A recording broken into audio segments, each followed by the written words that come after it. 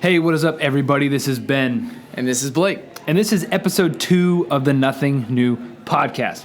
The focus of this podcast is that doing the small things can help you turn the corner with your health, your business, your life, or any other areas that you may have a few problems in or just want to get better in.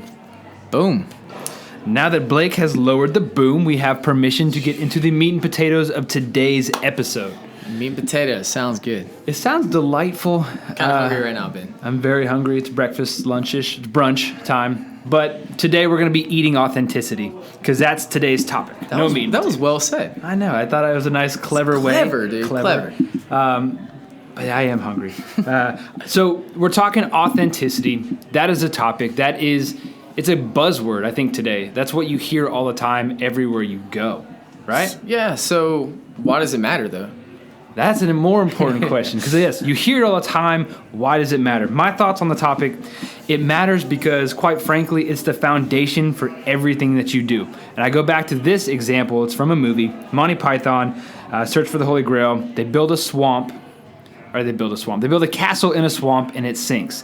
They build another castle in the same swamp and it sinks. And it all comes back down to if you do not have solid ground upon which to build, nothing you do, no matter how grand it might seem, it's fake and it won't last forever. I mean, you just went with that movie. That's awesome. It's one of my favorites, but that's kind of my idea. It's the foundation. What about you?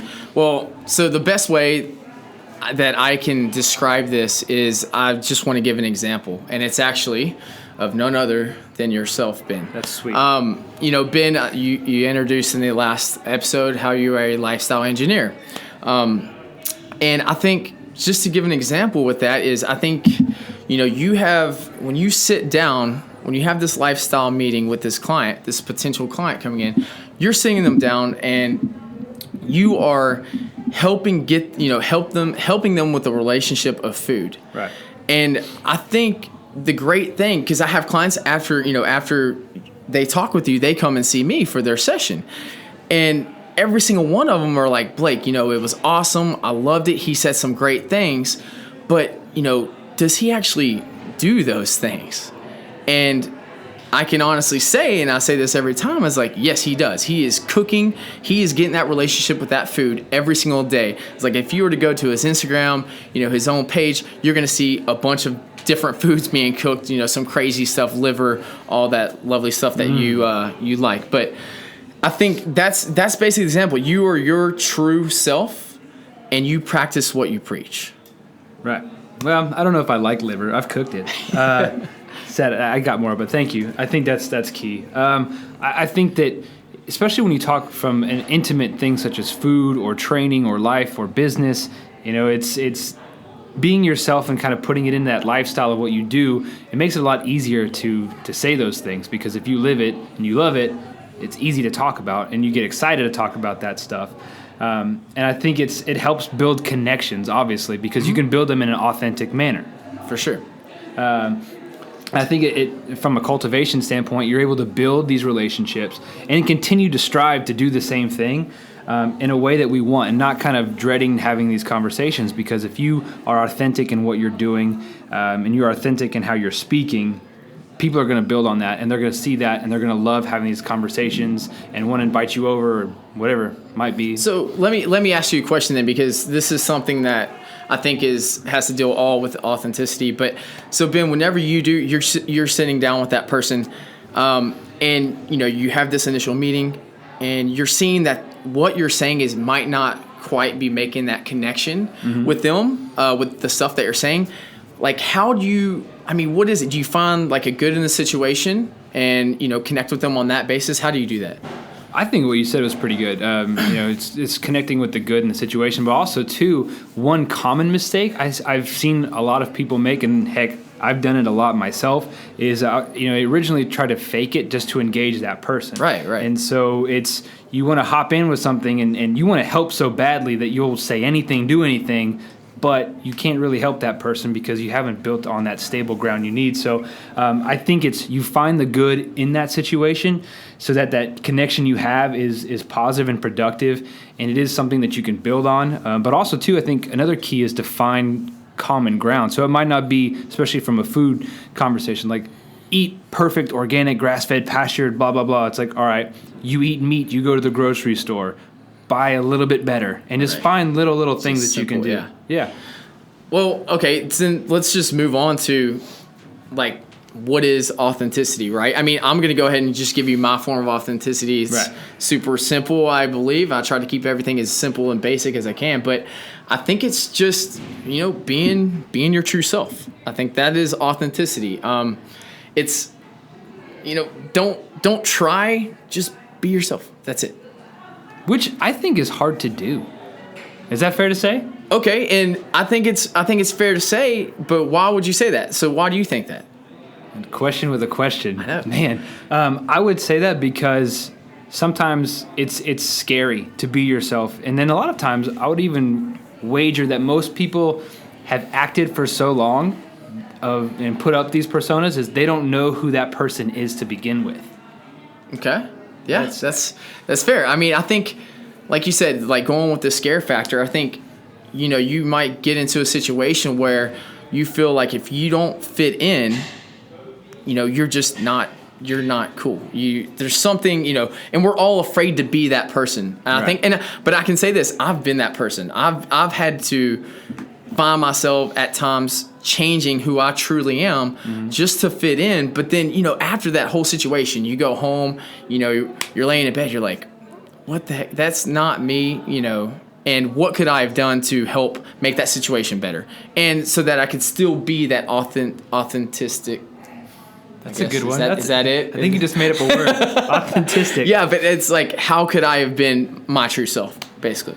How many people do you think, I mean, obviously, we've each gone through that, and it's hard to do. How many people out there do you think battle with that multiple persona, not in like a bipolar or, clinical way? I'm saying they put up the faces in the front, so it's, they're one person at work, they're a different person at home with their spouse or family, and then their friends see a completely different person. So everybody has these different views of you. I can't give you numbers, but I can tell you it's a lot. I want stats. Sorry, I don't have. Science. I know I need Google on my phone real quick here to find out stats. But I think I think almost everyone has probably at least dealt with this situation before. Mm-hmm. And, if there's ways to cope with it, I hope people in the comments below also kind of give us like, hey, yeah, I've dealt with that same situation. Here's what helped me get through that time and make a better connection with whoever they were with.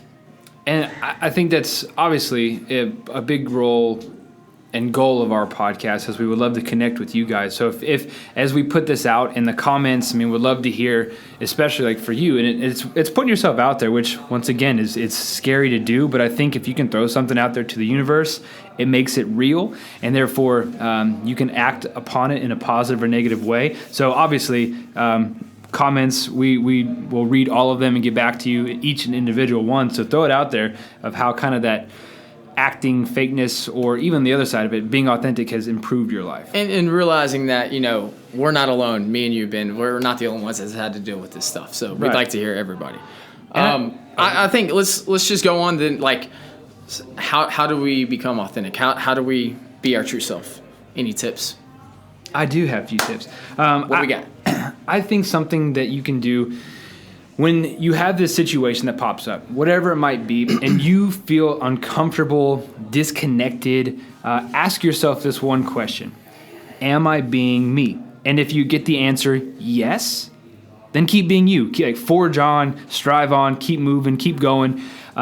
If you're disconnected, really all that could mean is that there's a need for you to refocus your attention. And I think that's, for most of us, attention is a huge issue in itself, but it could just be all you need is that refocusing and, that narrowing of your mind and of attention. I say, like, what's the worst that can happen? Right? Well, yeah, that's true. What's the worst that's going to happen if you're being your true self and you're not getting along, you're just not fitting in with that group? What's the worst that's going to happen? You don't have any friends. Well, you're not supposed to tell people that. Well, no, I would actually, they're not your friends anyways. That's what I would tell you. From a parenting standpoint, I would tell you they don't like you. They like who they think you are. Okay, but, that's fair.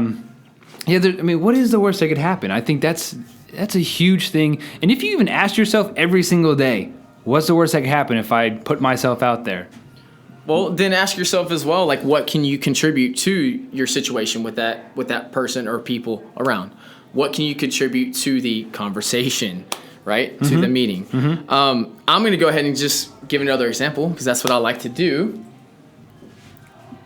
Well, no, do you have something else to say? I do. I want to touch on one thing real fast before we hop in, is to say that, like, if your answer was yes, we forgot about the no. What if it's a no? What if you are not being you? Okay, let's go with it. Because then we can get into your example, because I know it's a good example.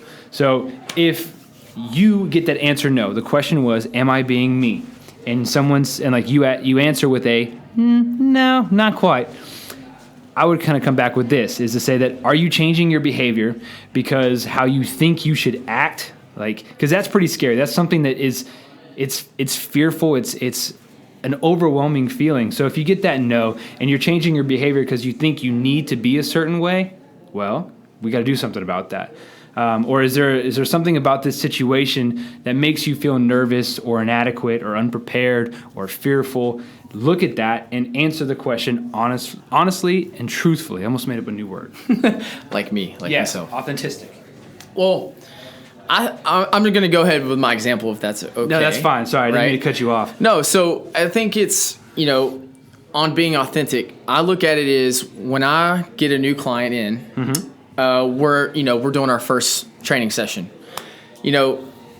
My job with them is I'm not trying to put on this face in front of them so that to make them happy. Right. I can't play that. I can't act this out. It's got to find. I've got to, during my first session, I've got to find our common ground. So I might go in a few different directions at first to kind of hit this area and see what they truly care about, see what I truly care about, and then match those things up.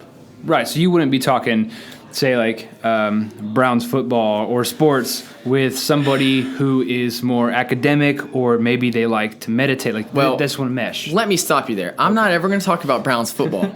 Okay, so maybe the Dallas Cowboys. RG3 for president. But I think that's. I think I'm not with that client. I'm not going to put on this face so that hopefully they sign up with me for 5 months or whatever, however you run your business. I'm not going to do that so that I can get their payment, their money. Mm-hmm. Basically, I'm going to create this relationship between them and I, and that is what's going to make this long lasting relationship, is by me being authentic from the get go. That makes perfect sense. And what you said there, I think, is key. And it's creating a relationship versus, say, like a one-time sale.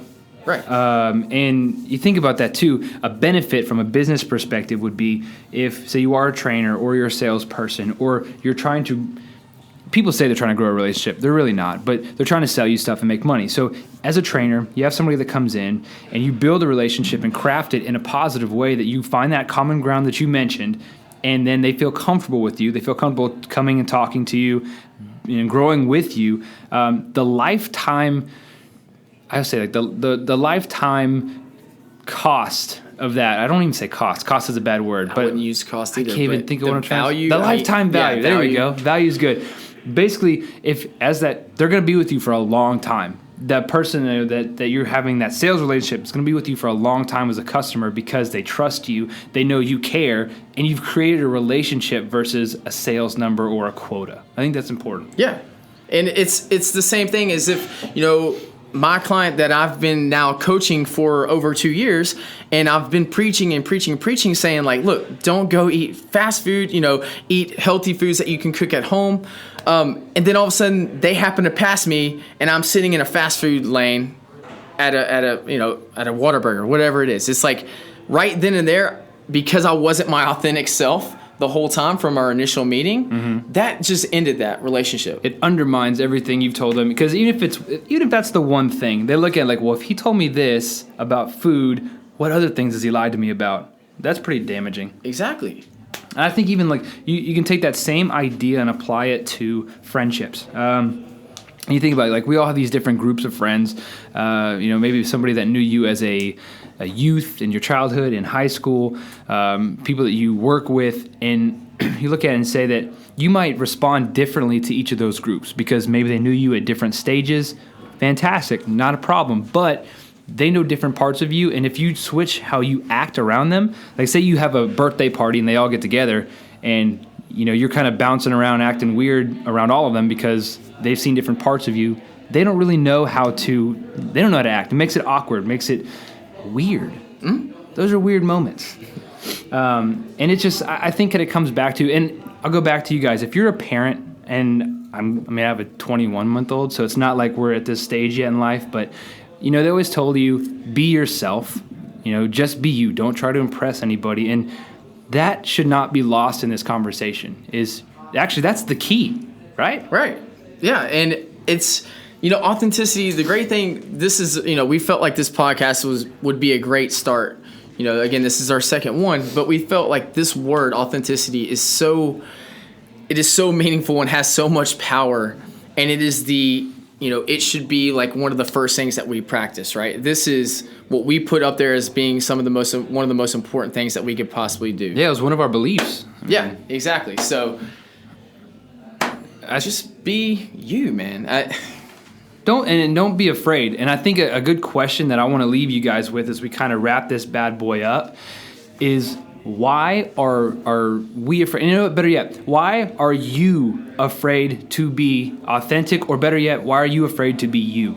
And I want you to, as we close this bad boy out, take 5 minutes, 10 minutes in silence. No radio, no TV, no cell phone, and be alone with your own thoughts and answer that question and write it down. If you want to put it out to us on our Instagram page, please do. Find us, Nothing New Podcast. Nothing New Podcast, at Nothing New Podcast. So, man, I think that was it's one of those like emotionally drawn out things, because I'm pretty sure we could talk about this topic all day. Yeah, and we kind of ventured off a little bit, but it's one of those topics that it's easy to talk about because it's so meaningful and has so much power behind it. It is. And so I hope you guys do take that 5 minutes that we mentioned to take for yourself, to answer that question of why you're afraid to be you, or why you, at times, because it might not be all the time, understand that, but why you might be scared to be you. So answer that. If you want to let us know, we'd be glad to hear it. Yeah, that'd be awesome. So hit us up at the @NothingNew podcast on Instagram. And I kind of want to actually, since we're talking about that, about the pictures that we're wanting, I want to talk about the project that we have. I think it's pretty cool. It was Blake's idea, so I'll let him introduce it to you. No, so just our whole point of our Instagram page is we're trying to take pictures and give examples of very simple things, simple objects like a nail and hammer, like a pencil and paper, and we're taking pictures of those, and to basically to let everyone realize that it all comes back to one basic thing, something basic that we've learned from, being an infant all the way up. Yeah, and I think it's, we kind of go back to that first quote in the first podcast. We talked about, there's nothing new under the sun. And I think how we've interpreted that is to say that it does come back to basic, simplistic ideas, but that gives you so much room to create art based off of those ideas. And we want to celebrate the simplicity as well as the art. So that's what our Instagram page is going to be about. Once again, we'd love to hear if you guys have thoughts and ideas in the process as we grow this thing. But or even, sorry to cut you off, Ben, but or even if you see an object that you're like, wow, I haven't seen one of those before. It's been so long since I've seen this, and you feel it useful to post up for everyone to see on Instagram. Post it, tag us on there. Yeah, and then we also want to introduce again the idea of the hashtag. Two Dragons. Two Dragons. TWO, not the number. So hashtag Two Dragons, and then you can also tag us at Nothing New Podcast. Either will work. So that's it for authenticity today. I'm sure it'll be a topic we dive into later, maybe in an interview or some form, but it will pop its head back up. I got nothing else, so thanks for listening, guys. Yeah, thanks for listening, and answer the question and let us know. We'll see you guys later.